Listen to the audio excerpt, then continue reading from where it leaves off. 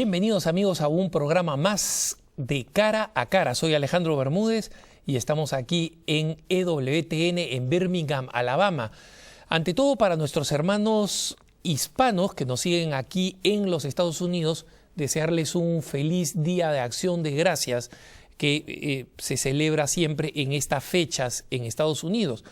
Y recordarles que el origen de esta fiesta fue proclamada oficialmente por el presidente George Washington diciendo que era un día de acción de gracias al Creador por los inmerecidos bienes que recibíamos como nación. En consecuencia, no es un día de acción de gracias a no sé a quién, sino un día de acción de gracias a Dios, y es un ejercicio muy bueno y muy importante para todos nosotros los católicos.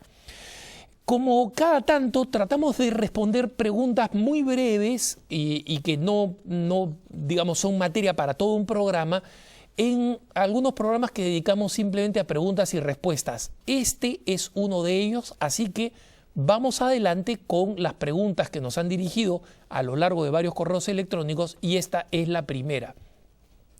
¿Es verdad que Dios juzgará de forma distinta a los talibanes, a los mormones y a los católicos?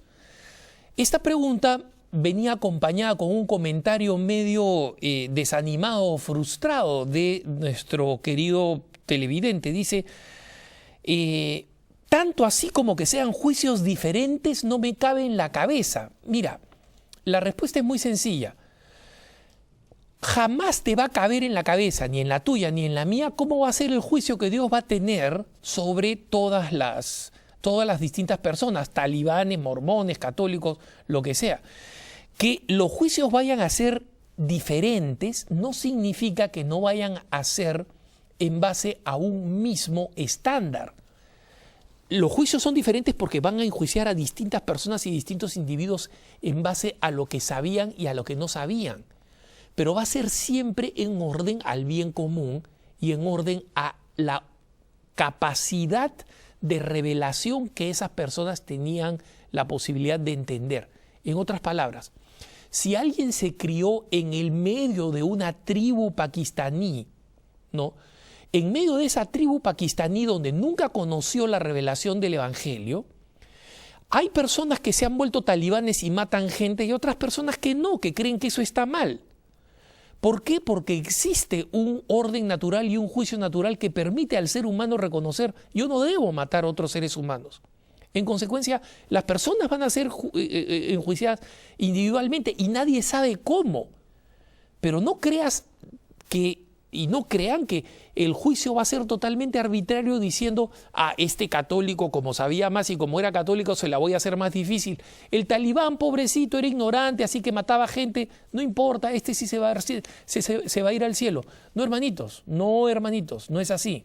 Recuerden ustedes, el Papa Benedicto XVI, en su encíclica Espe Salvi, Salvados por la Esperanza, nos dice que es imposible para un Dios que es justo que se sienten en la misma mesa el victimario con la víctima, el que sufrió inocentemente y el que brutalizó y asesinó. No se pueden sentar en la misma mesa, salvo que, y ahí es donde viene el principio del cielo y del infierno, salvo que el victimario purifique por arrepentimiento, por dolor, que le permita llegar al purgatorio y purifique. Ya hemos hablado del purgatorio, busquen el programa dedicado al purgatorio en YouTube, pero el juicio no va a ser un juicio relativo donde, bueno, el victimario no sabía que era victimario, lo voy a sentar junto a la víctima. Ese es inconcebible de parte de Dios. Entonces sabemos lo que no va a pasar. ¿Cómo va a juzgar Dios? ¿Quién se puede meter en la cabeza de Dios? Entonces, ten la certeza de que diferencias o igualdades va a ser un juicio justo para todos. Pasamos a la segunda pregunta. Y esta segunda pregunta viene de alguien que dice: ¿cuál era el plan de Dios para el hombre en caso de que Adán y Eva no hubiesen cometido el pecado original? La persona que nos hace esta pregunta nos pregunta mucho más cosas. Nos dice, ¿iban a morir hubieran tenido que pasar por algún proceso de perfección en algún sentido. Miren, estos temas en la teología se llaman futuribles. Y la teología trata de no meterse mucho en ellos porque son básicamente especulaciones que no voy a decir que son iguales a, bueno, ¿qué hubiera pasado si mi abuelita tuviera 2 ruedas? Sería bicicleta. Pero como estas cosas no han pasado, los futuribles son especulaciones sobre qué pasaría. Lo que sabemos es que antes del pecado se encontraban Adán y Eva en una situación conocida como prelapsaria. En consecuencia, no tenían pecado, no iban a morir, la muerte es consecuencia del pecado, el sufrimiento es consecuencia del pecado, no iban a sufrir, no requerían de más perfección que la de estar en contacto con Dios, que supuestamente iba a incrementar su perfección simplemente por el contacto con la divinidad. Y una pregunta adicional que hace este amigo es, ¿y si Adán y Eva, que fueron nuestros padres originales, no hubieran cometido pecado, pero alguien debajo de la línea hubiera cometido pecado, ese pecado se hubiera transmitido a los demás? Sí, por supuesto, porque es parte de la naturaleza humana, pero lo hubiera transmitido probablemente a esa rama que está debajo de su familia. Pero una vez más, estos son temas que son, como se dice dentro de la teología, futuribles, a los cuales no se le procura prestar mucha atención. Lo que sabemos que sí, el plan de Dios era un plan de felicidad prelapsaria, es decir, previa al lapso, previa a la caída para Adán y Eva, y que la felicidad a la que está llamada ahora el hombre por Jesucristo es aún mayor. ¿Por qué? Por el misterio del amor de Dios, por ninguna otra razón, porque pecó. Y esa es la razón por la cual hoy en día, cuando celebramos, por ejemplo, la vigilia pascual, celebrando la gran resurrección del Señor, decimos una cosa que parece una locura. Feliz culpa, feliz la caída que nos mereció tal Redentor. En consecuencia, el plan original para Adán y Eva era un plan de felicidad. Hoy en día, gracias a Jesucristo, el plan es superior y en consecuencia, ¿qué hubiera pasado con Adán y Eva? Ya no nos interesa porque tenemos al nuevo Adán, que es Jesucristo. Eso responde a la pregunta número 2, nos llevaría a la número 3, que es ¿por qué en los templos católicos existen tantas cosas de color dorado que según mi interpretación es una ostentación? Mira, hermanito, esa es, según tu interpretación, es una ostentación. Y la pregunta sigue, ¿no? La completo, he puesto simplemente una síntesis, pero dice, existe una ostentación de metales preciosos como el oro, lo cual no me gusta. De hecho, en las misas en la capilla de EWTN también existen estas copas y figuras doradas. También una vez fui a Italia y esto también existe. En una oportunidad ingresé a un templo católico y el guía turístico nos dijo que el techo de este templo estaba pintado de oro donado por España. ¿Por qué no nos desprendemos de estas cosas que lo único que hacen es alejar a las personas que tal vez si no existieran estas ostentaciones se harían católicos? Bueno, mira, hermanito, todo esto es especulación subjetiva. En primer lugar, toda la historia de la humanidad previa a Jesucristo vivía de acuerdo al principio o al criterio de la primicia. Primicia viene de lo primero, pero lo primero no solamente en el tiempo, sino en lo mejor. Entonces, esto no está solamente en los templos católicos. ¿Has visto el Taj Mahal? ¿Has visto cómo son los templos islámicos? ¿Has visto la gran mezquita de Omar, donde todo el domo es de oro? Todo el domo externo es de oro. El hombre siempre ha dado lo mejor para Dios. Entonces, ese falso sentido de humildad, de que nuestros templos deberían ser humildes, ¿qué es humilde? ¿Un cuchitril? ¿Un hueco? Nosotros construimos como emblema de la importancia de nuestros estados unos palacios presidenciales que sean dignos, que sean nobles, que sean elaborados.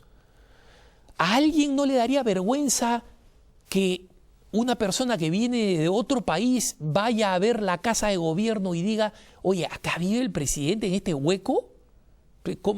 O sea, ¿qué sentido de respeto de quien simboliza al país tienen ustedes? Entonces, mira, que a ti no te gusta el oro es tu problema. Ve a iglesias donde no hay oro, que hay varias. Es más, la gran mayoría. Pero todos estos son tesoros de la humanidad. Tú te das cuenta que ese oro que no estaría en las manos de un rico que los tendría guardado. En cambio, toda esta belleza estética, no solamente el base al oro, porque hay cosas que no son de oro y son infinitamente más valiosas. ¿Cuánto crees que cuesta un cuadro de Murillo o del Greco o del Caravaggio? Mucho más que una cosa en oro, mucho más que su peso como cuadro en oro. Pero ¿qué cosa hicieron estos artistas? Estos artistas mismos dedicaron lo mejor que tenían para producir estas bellezas estéticas por esa misma categoría de primicia. Si Dios es lo más alto que nosotros tenemos, entonces nosotros se los damos. Mira, si es que hay alguna persona que se siente apartada de la iglesia por el oro, primero tú no lo sabes, estás especulando. Y en segundo lugar, te puedo decir una cosa, decenas de miles de personas se convirtieron a la iglesia por el acceso al templo. Te pongo un solo ejemplo, la conversión de los descendientes de los incas, masivamente. La idea de que no fueron forzados a punta de espada para ser católicos es totalmente falso. Te voy a explicar por qué. Porque los templos incas y preincas eran templos, primero, al aire libre y segundo, los pocos espacios internos eran solo de acceso para las castas privilegiadas, los nobles y los sacerdotes. Cuando los fieles indígenas ven la belleza de los grandes templos católicos y recorre todos los Andes peruanos y los Andes bolivianos, mira, vete a Potosí, por ejemplo, las grandes minas de plata y los grandes barrocos que se construyeron ahí. El hecho de que los indígenas tuvieran acceso a estos espacios de un gran tesoro y de un lujo enorme, que era para todo el pueblo, que todo el pueblo podía entrar. Tú no dices que has entrado a una iglesia en Italia, otra en España, otra en cualquier lado. ¿Quién te prohíbe entrar y entrar en contacto con ese oro? Nadie, porque el templo es la casa de todos, porque es la casa de Dios. Entonces, los indígenas, y algo parecido pasó también con los primeros conversos de los pueblos que no fueron los aztecas, ¿no? Pero cercanos a los aztecas, los olmecas, los toltecas. Los aztecas sabemos que se convirtieron por la aparición de la Santísima Virgen de Guadalupe. Entonces, esta idea de que esto es ostentación es una idea completamente secular, racionalista y al mismo tiempo irracional, porque desconoce que la primicia es para Dios y que lo que es para Dios es para todos y todo el mundo lo puede disfrutar. Y una vez más, ¿no te gusta o conoces a alguien que no te gusta? Mándalo a una capillita de esas mal hechas, feonas, y si eso lo atrae a Dios, bueno, también esas hay, pues, ¿no? Sigamos a la siguiente pregunta, que es una pregunta muy sencilla y alguien que creo que simplemente tiene una confusión aquí de términos. Dice, ¿el término orgullosamente católico está bien? Sí, por supuesto que está bien.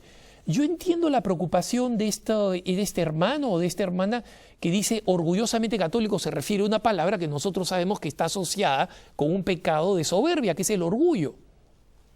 Pero ten en cuenta que el orgullo significa una autosatisfacción a raíz de un bien que se considera que se tiene. Y cuando ese bien es un bien noble, es decir, la fe, no está mal decir orgullosamente católico, porque eso no significa que yo por estar contento, satisfecho, feliz y ennoblecido por el hecho de ser católico, soy anti cualquier otra cosa. Si yo dijera, soy soberbiamente católico, la soberbia supone la disminución, la descalificación y el desprecio de los otros. Orgullosamente católico se puede perfectamente utilizar en el sentido en que se utiliza. Ningún católico que dice soy orgullosamente católico significa que por eso yo desprecio a los miembros de las otras religiones o que peco por ser católico. Qué bueno ser católico, amo a Jesucristo y por eso peco. No, no, hermanito. Acá se está utilizando el sentido orgullo en un término que la Real Academia y que el español permiten, que es que se hable para referirse a una satisfacción justa y razonable porque se posee un bien valioso o porque se pertenece a una comunidad valiosa, y no hay comunidad más valiosa que la Santa Madre Iglesia y no hay mayor bien que el bien de Jesucristo revelado por la Iglesia. Así que esto para evitar confusiones o escrúpulos sobre el uso de la palabra orgullo en este contexto específico. Vamos a un corte para seguir con unas cuantas preguntas más. Estamos en su programa Cara a Cara. Soy Alejandro Bermúdez y ya volvemos. No se vayan.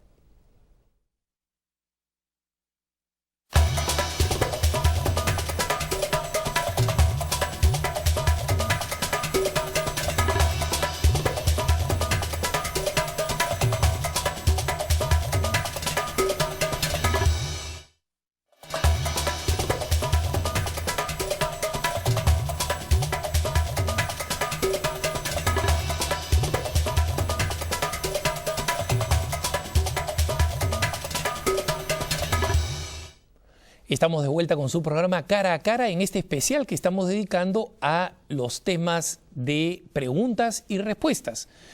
Y hemos respondido ya 4 preguntas. La pregunta que se viene ahora es una pregunta que es un poco picante, que nos envía un televidente que parece que está irritado con algunas de las cosas que ve pasar en este momento en el mundo eclesial. La pregunta es la siguiente. Dice, ¿por qué el Papa y usted quieren volver a la liturgia retrógrada y previa al Concilio Vaticano II?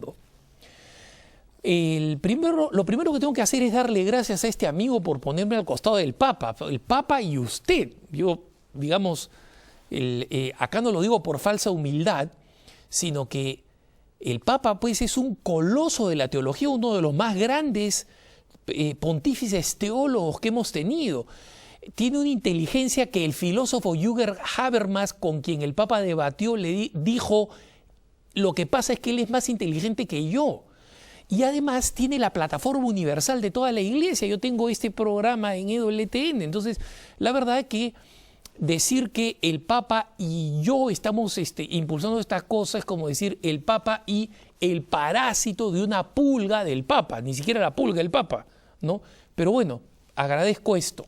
Ahora, obviamente cuando utilizamos acá los términos retrógrados de la liturgia previa al Concilio Vaticano II, no existe nada más falso que eso. En primer lugar, en Summorum Pontificum, a través del cual el Papa extiende libremente la celebración de la Santa Misa en lo que se conoce como la forma extraordinaria, es decir, la forma que se celebraba según el misal de Juan 23, lo que está haciendo es establecer que un rito que se ha celebrado durante siglos de siglos siga siendo una forma de celebrar la misa legítimamente en el rito latino, pero reconoce que es la forma extraordinaria. La forma ordinaria, es decir, regular, es la misa que celebramos del misal de Papa Pablo VI. Entonces, cuando este amigo dice el Concilio Vaticano II llamó a unas reformas que inspiradas por el beato Juan 23, ¿no? Estas reformas están tratando de ser empujadas o vueltas retrógradas por el Papa actual.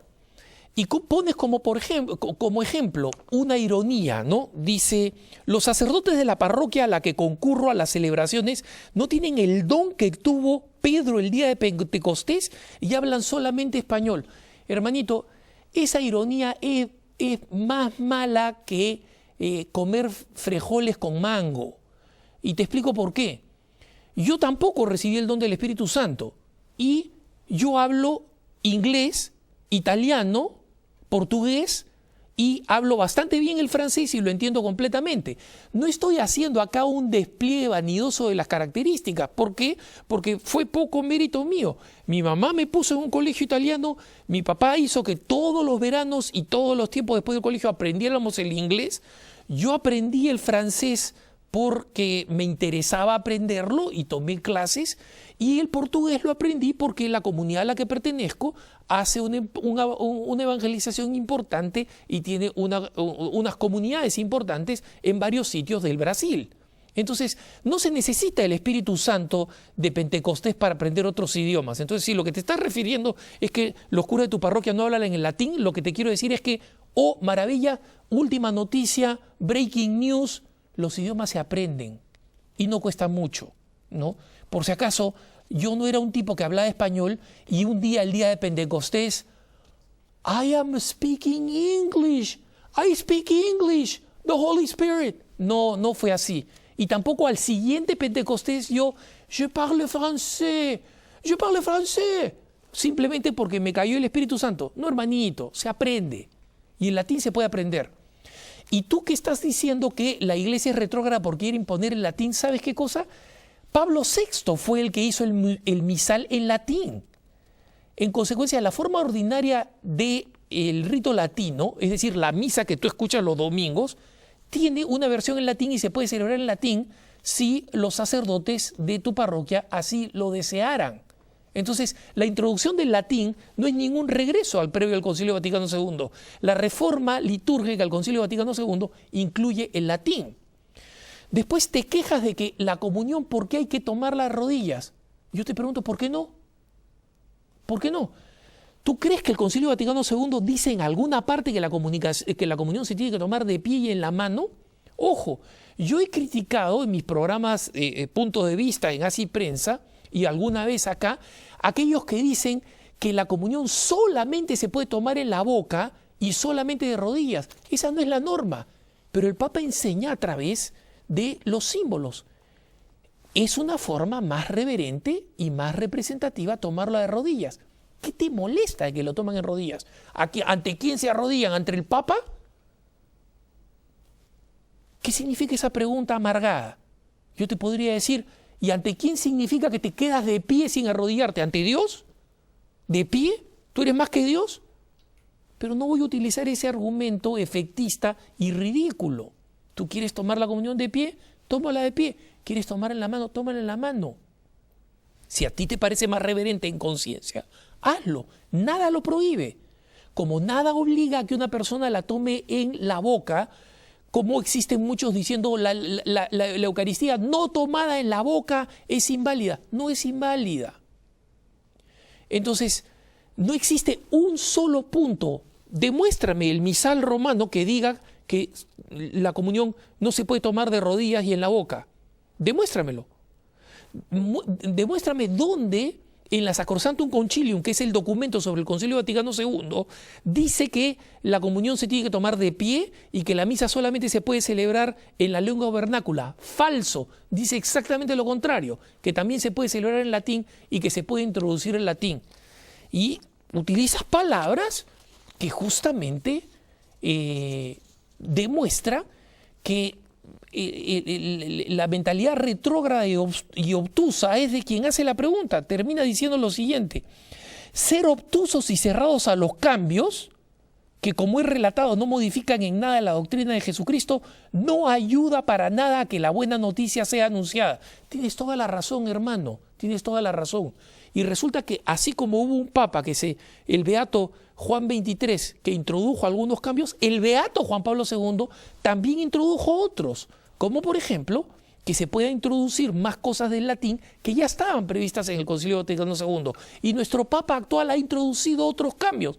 ¿Por qué eres obtuso y te cierras a la liturgia tal como se comenzó a celebrar porque se le dio la gana a un grupo de curitas después del Concilio Vaticano II?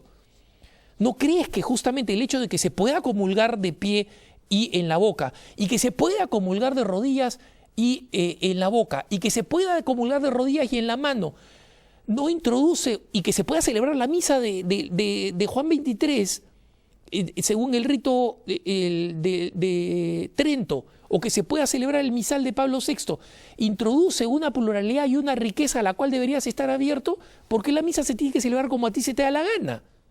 Yo tengo preferencias litúrgicas y en concreto yo no disfruto la misa celebrada en forma extraordinaria en latín. Yo personalmente no la disfruto y no la promuevo personalmente, pero me opongo a ella de ninguna manera. Niego que tiene enormes frutos espirituales para una cantidad importante de católicos, no lo niego. Conozco gente que se ha convertido por participar en esa forma de celebrar la Eucaristía, conozco por montones. Entonces, no seas obtuso, pues hermanito, no seas obtuso. El fanatismo de una forma que cree que esa se tiene que aplicar a toda la Iglesia, niega totalmente el principio de San Agustín de que en lo fundamental, unidad, en lo discutible, libertad, y en todo, caridad. Y tú no crees ni en la libertad ni en la caridad por la forma como te refieres, retrógradas, etcétera, etcétera, incluyendo al mismo Papa actual que hoy tenemos. No sé dónde estás, pero medio perdido estás. Seguimos con la siguiente pregunta. Dice, ¿qué se debería hacer cuando una muchacha de 15 años quedó embarazada por culpa de una violación, está estudiando y su familia no tiene los recursos económicos para mantener a su nuevo hijo y sus estudios? Miren, hermanitos, estas situaciones en primer lugar son reales, se produce. En segundo lugar, son situaciones extremas, no son condiciones habituales, no son las circunstancias en las que normalmente una familia o una mujer queda embarazada, son situaciones extremas. Pero acá hay que comprender que las decisiones se toman en base a principios, no en base a circunstancias. Déjenme explicar esto. Nosotros guiamos nuestra conducta moral y nuestras decisiones fundamentales en base a principios. Por ejemplo, una persona honesta, ¿por qué es honesta? No es honesta porque no le han ofrecido un soborno y en consecuencia no ha tenido ocasión de aceptarlo. Es honesta porque ha decidido que no se va a dejar sobornar. Y en consecuencia, cuando llega a una situación tentadora como la del soborno, esa persona dice que no. Y esa tentación del soborno puede llegar en circunstancias extremas, cuando tiene una hija enferma, necesita dinero, no tiene el dinero. Esa persona va a ser honesta porque en esas situaciones extremas va a mantener los principios. Es decir, la persona se guía por principios, no por circunstancias. ¿Cuál es el método que utilizan los grupos feministas y abortistas para legalizar el aborto en nuestros países? Situaciones que pueden ser reales, como esta, y mucho peores. Yo podría agravar este cuadro que nos presenta este querido televidente y podría decir, mira, ¿qué cosa pasa si ha sido violado por su padre? ¿Y qué cosa pasa si su padre es una persona que tiene problemas genéticos graves y se sabe que el niño que va a nacer con los problemas de la consanguinidad y además ha sido producto de una violación y además de haber sido producto de una violación del padre, va a ser un niño que tiene serios defectos físicos? O sea, estoy empeorando todavía el cuadro al que han presentado, donde la familia no tiene cómo mantenerla, etc. La pregunta es esta: ¿cuál es nuestro principio? El principio es que nosotros creemos en la santidad de la vida humana o creemos en las circunstancias, que las circunstancias que cambien determinan la santidad o no de la vida humana. Si las circunstancias determinan la santidad de la vida humana, tu vida y la mía no valen nada, porque siempre va a existir alguien que cree que mi vida no vale nada o que la tuya no vale nada por alguna razón. En consecuencia, o nos guiamos por los principios o nos guiamos por las circunstancias. Los principios es lo que establecen las normas, las leyes y los principios que permiten una convivencia social predecible, Tú sabes que una persona que hace mal va a ser castigada porque existen principios. Tú sabes que una persona que hace bien va a ser compensada o recompensada porque existen principios. Pero cuando nosotros comenzamos a relativizar los principios y decir, no, en realidad deberíamos actuar en base a las circunstancias, si se presenta una situación que ya es demasiado problemática, entonces esa vida no debería nacer. A partir de ese momento introducimos el total relativismo. ¿Y sabes quiénes son los que salen ganando con el relativismo? Los poderosos. Si alguien tiene el poder de eliminarme a mí o de eliminarte a ti, te va a eliminar y me va a eliminar. Entonces, las variables pueden ser horrorosas, pero los principios no cambian. Si nosotros creemos en la santidad de la vida humana, no importa en qué circunstancias nace esa criatura, veremos qué cosa se puede hacer. Si la familia puede conservarla, si se puede entregar al niño en adopción, no importa.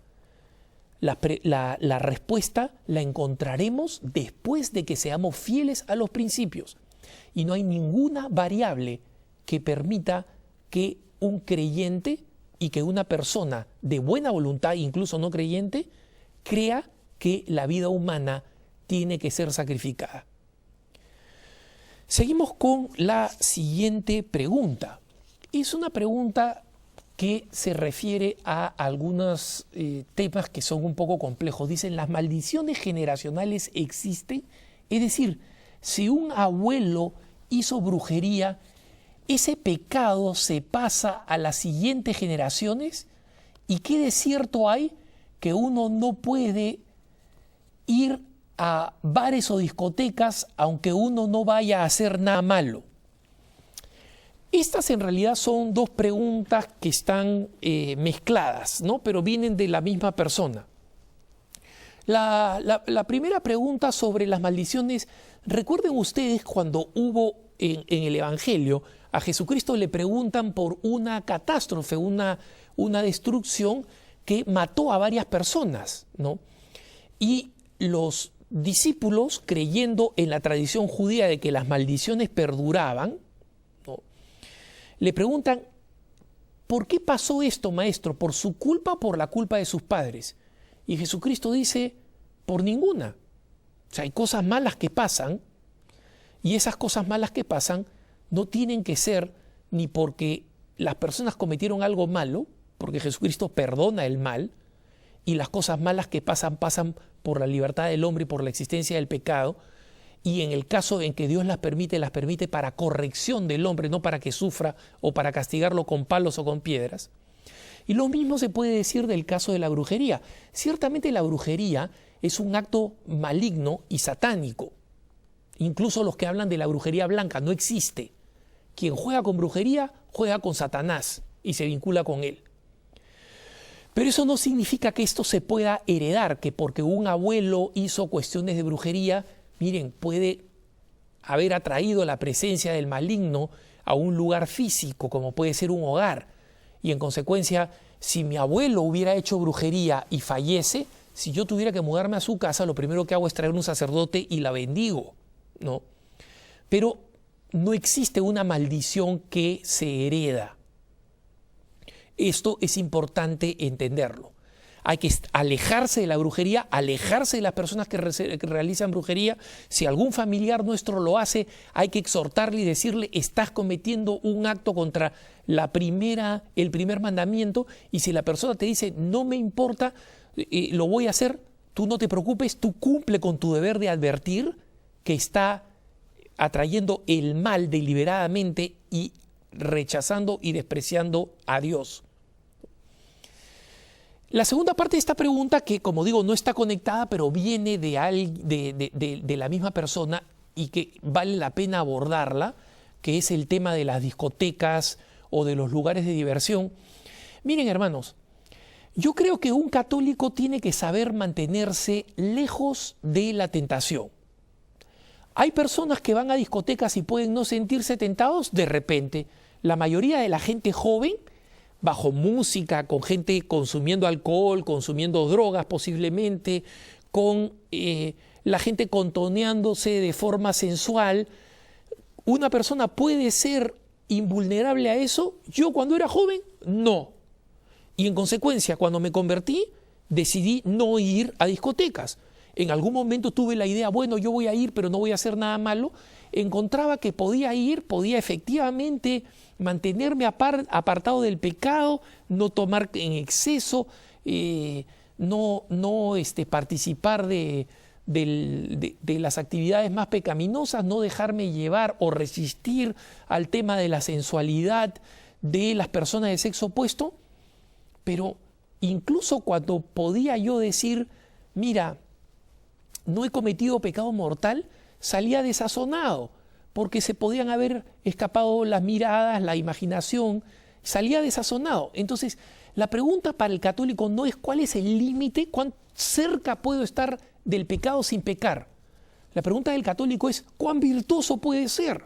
Entonces, si hay algún católico que en conciencia puede decir, mira, a mí la discoteca me hace bien espiritualmente, me gustaría escuchar tus argumentos, ¿ah? Tendría una enorme curiosidad. Pero te puedo decir que normalmente no es un lugar donde uno se ve edificado y en consecuencia yo no lo recomiendo. Hay una ley de la iglesia que dice no vayas a discotecas, no vayas a un restaurante o bar a tomar y no hay ninguna ley, ninguna. Pero la prudencia de alguien que quiere vivir la vida cristiana en vida plena es una vida que busca acercarse lo máximo a la virtud y en consecuencia alejarse lo máximo del pecado. En consecuencia, no voy a hablar de qué cosa sucede en la frontera, porque no es un lugar donde debería habitar espiritualmente un cristiano. Seguimos con la pregunta que nos hace un amigo, un televidente, que nos escribe con alguna regularidad y dice: quiero conocer su opinión sobre el libro del Código Curativo. Ya, miren, hermanos, el Código Curativo es uno de los tantos libros por ahí que surgen con una supuesta propuesta que presentan o como neutral o como compatible con la vida cristiana. Pero como este libro curativo, existen muchas otras versiones, como por ejemplo el masaje sanador del doctor José Luis Padilla Corral, que es otra de las cosas que me han presentado, ¿no? Algunos dicen que este código curativo ha sido revelado por Dios. Miren, hermanitos, la cosa es muy sencilla. Nosotros vamos a tener múltiples... ¿Cuál es mi opinión sobre estas cosas? Ninguna. Porque, como dice San Pablo, todo lo considero basura comparado con el reino. Todo lo considero estiércol. Y en consecuencia, estos libros y otros que van a aparecer no son nada. Cuando un católico se hace preguntas de esta naturaleza, oye, este libro es bueno, esta terapia es buena, esta nueva invención es buena, cuando no está seguro de que posee la verdad y de que la verdad lo posee a él. Hermanitos, en Jesucristo hemos recibido la plenitud de la revelación. Todos estos libruchos y modas han existido por montones. Yo me acuerdo cuando era joven del libro de Og Mandino, el vendedor más grande del mundo, me acuerdo del Gurú Maharaji, me acuerdo de este hindú que se murió, Sai Baba, y mucha gente católica decía, no, tiene una enseñanza que es valiosa para mí. Mira, una persona que te diga que este libro o cualquier otro le ha cambiado la vida, anota en el calendario esa fecha y un año después pregúntale cuánto está tu vida cambiada. Y van a ver que se han pulverizado. Todos estos autores aparecen y se pulverizan. No pierdas tu tiempo. Recuerda la carta a los hebreos. No te dejes engañar por doctrinas llamativas o extrañas, como estos libritos, autores y falsos profetas. Jesucristo es el mismo ayer, hoy y siempre. Quédate con Jesucristo, quédate con la doctrina de Jesucristo, no te preocupes de estas cosas. Y en última instancia, tampoco me preguntes mucho sobre estos autores porque no me interesan. Y no me interesan no porque tengo un desprecio soberbio, es porque ya he encontrado la verdad. La verdad está en Jesucristo, no le falta nada para complementarlo. Nos vamos a un corte para la última tanda de preguntas. No se vayan que ya volvemos, estamos en Cara a Cara.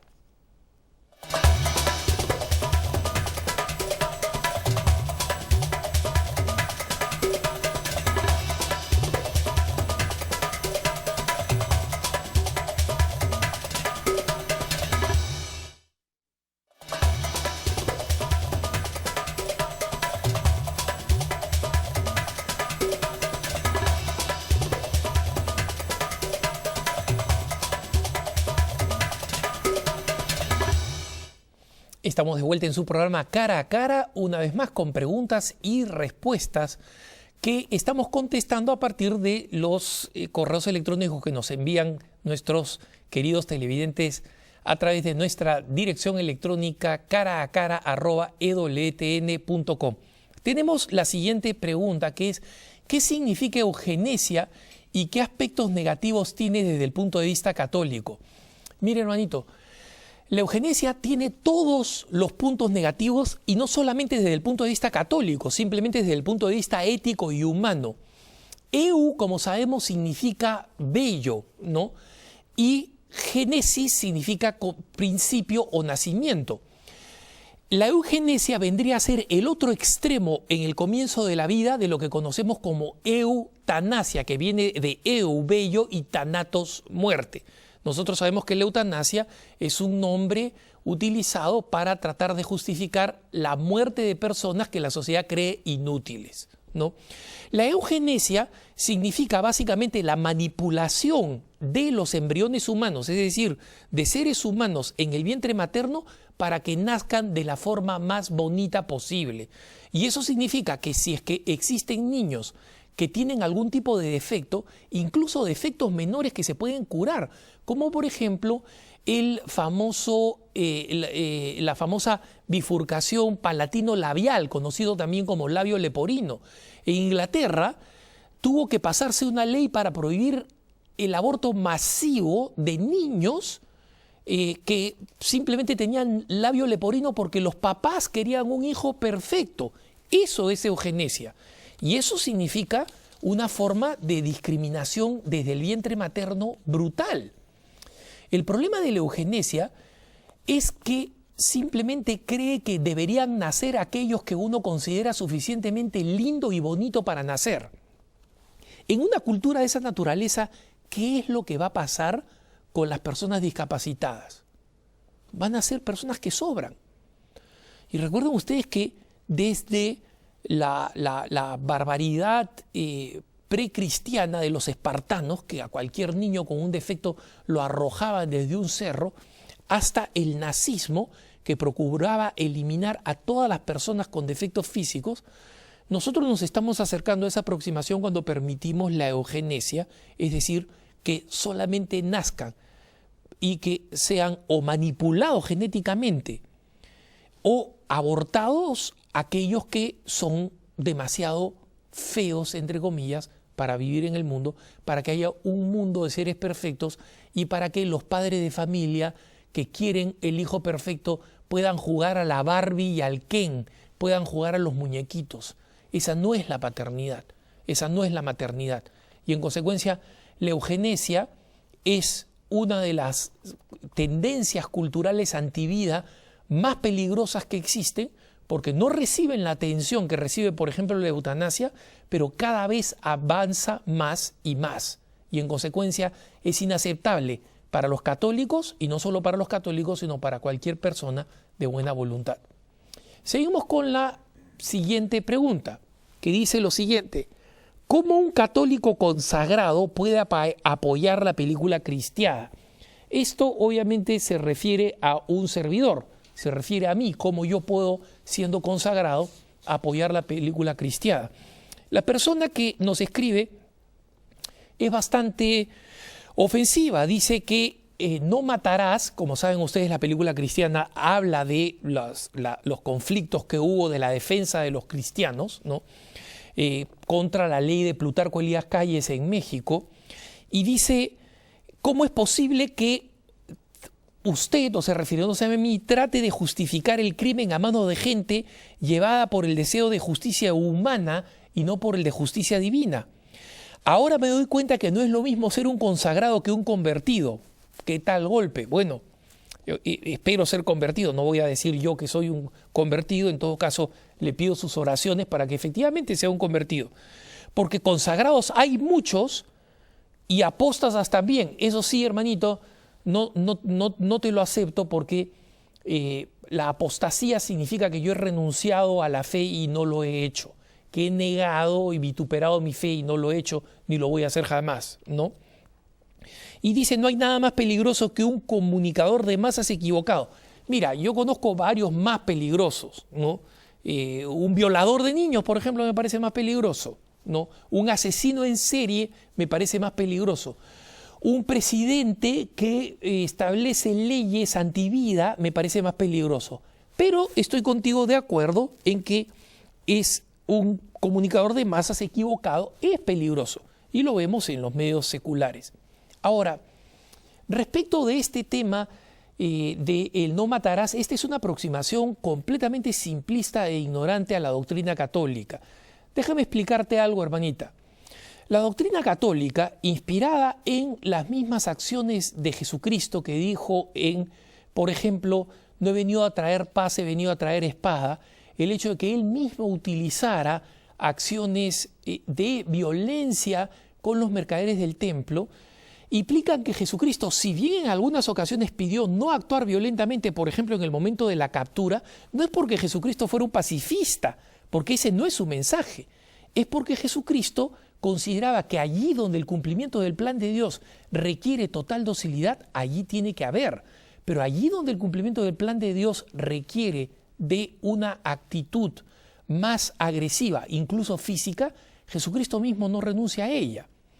La doctrina católica tiene una tradición muy importante en lo que se conoce como la guerra justa.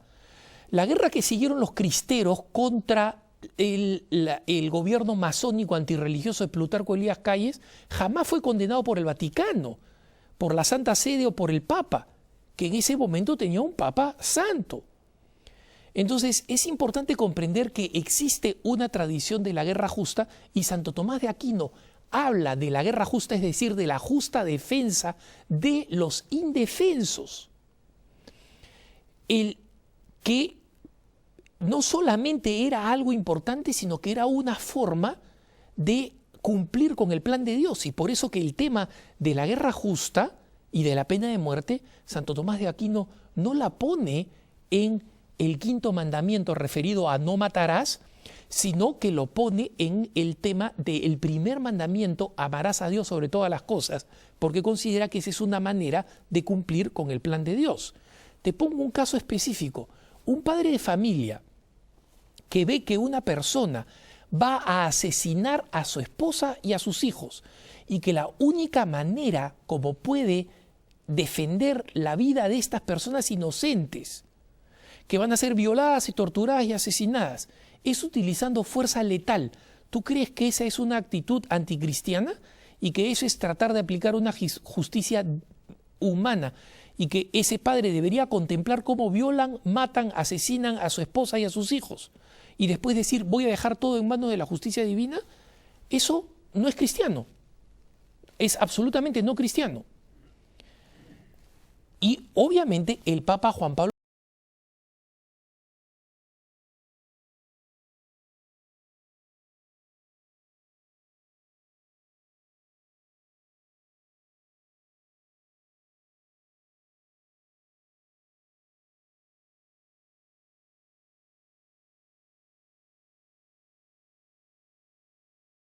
muerte, la sensibilidad actual debería llevarnos a no aceptar, pero todavía está abierta la puerta de la pena de muerte, que es un acto de violencia y que es un acto que mata a alguien.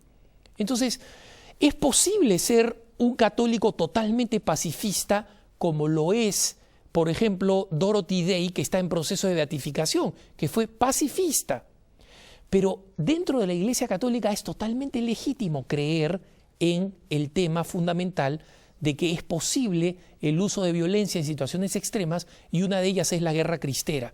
Y como eso es posible dentro de la Iglesia Católica, hermanita, no juzgues, no llames no cristiano, no llames apóstata a cualquier otro creyente, no solamente a mí, que piensa distinto que ti.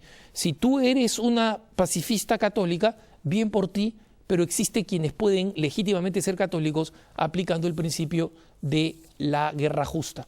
La última pregunta es, si uno de los objetivos del matrimonio es la fecundidad, ¿podemos llamar matrimonio a dos personas mayores que se unen pero que ya no pueden tener hijos? La respuesta es absolutamente sí, hermanitos. Ten en cuenta que uno de los objetivos fundamentales del matrimonio es lo unitivo y es la fecundidad. pero que una persona, por razones físicas que van más allá de sí, es decir, que físicamente no pueden tener hijos, eso no significa que no se puedan casar. Porque la fecundidad obviamente tiene una primera expresión en una fecundidad física, pero la fecundidad, recuerden ustedes que es la fertilidad en el sentido amplio, es decir, que ese amor sea un amor fértil. Y si unas personas ya mayores o ancianas se casan, pueden expresar la fertilidad, por ejemplo, en la manera como atienden, cuidan y aman a los nietos, como atienden, cuidan y aman a otras personas, a hijos temporales, lo que se llaman foster care, o a personas, a niños que pueden adoptar. Tengan en cuenta que la fecundidad es ciertamente en su expresión más común la fecundidad del orden natural, es decir, físico de poder tener hijos, pero recuerden que tener hijos no es un derecho y no todas las parejas pueden tenerlos físicamente. Eso no significa que puedan extender su fecundidad dentro del matrimonio que une a un hombre y una mujer, porque fueron creados para ser unidos dentro de la vocación matrimonial, en formas de fecundidad o de fertilidad que van más allá de la propiamente física. Entonces, creer que una persona, dos personas que están casadas y que sin ellos tener culpa no pueden fecundar físicamente, creer que eso no es un matrimonio o un matrimonio de segunda clase, es simplemente limitar la fecundidad a la fecundidad física, que es ciertamente importantísima, pero que no es la única, y que porque la fecundidad y la fertilidad se extiende más allá, cuando no se puede, de la fertilidad física.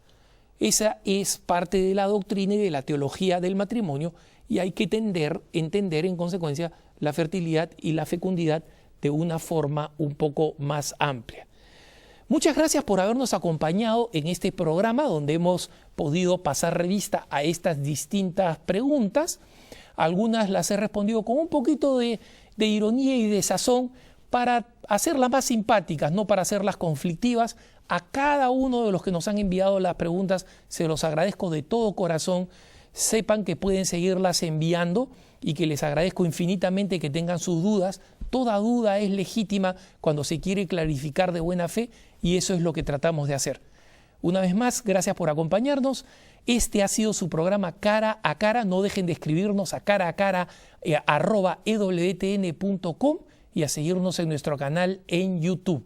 Los dejo en compañía de la mejor programación EWTN. El Señor los bendiga y hasta la próxima.